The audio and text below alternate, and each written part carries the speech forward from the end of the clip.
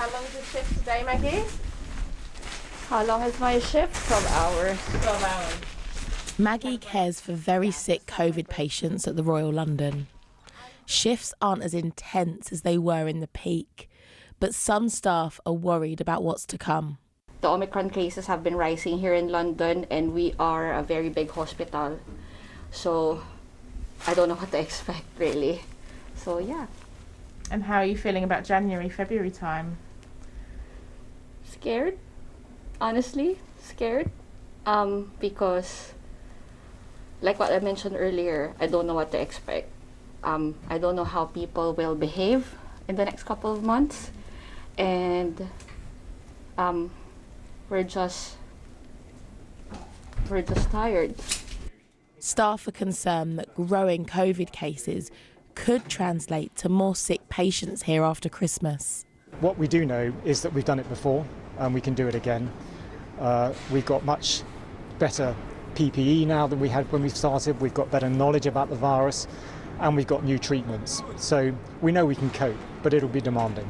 At the moment, 31 patients are in critical care beds across the trust.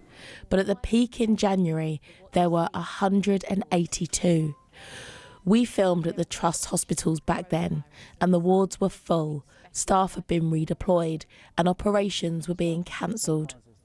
So I've just come out of filming, my first ever experience of filming COVID patients, and yeah, I'm just amazed at how kind of resilient the doctors and nurses are. And a lot has changed in that time. Vaccinations and treatments making a difference, but the virus has had a huge impact here. At the start of the pandemic, staff working across the trust have had a lot to deal with. More than 2,000 patients have died.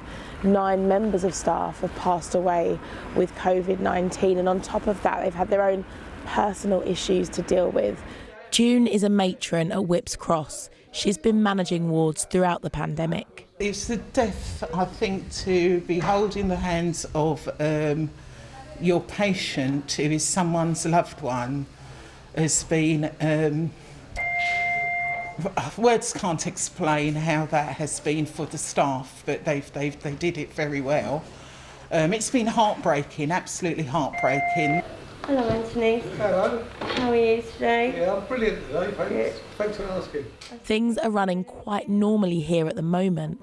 The challenge for the weeks ahead is to keep up morale with staff shortages and potentially more sick patients. It's true that unless you take care of yourself, you're not much good for looking after anybody else. So we're doing a lot to encourage people to think about their own needs, to ensure that they are resting, that they are doing activities to relax, to de-stress, and to have some proper downtime between their periods of intense activity. The Trust says it's created better spaces for staff to rest and has in-house counselling available. But it's still a really difficult time for nurses like Maggie, who've already given so much.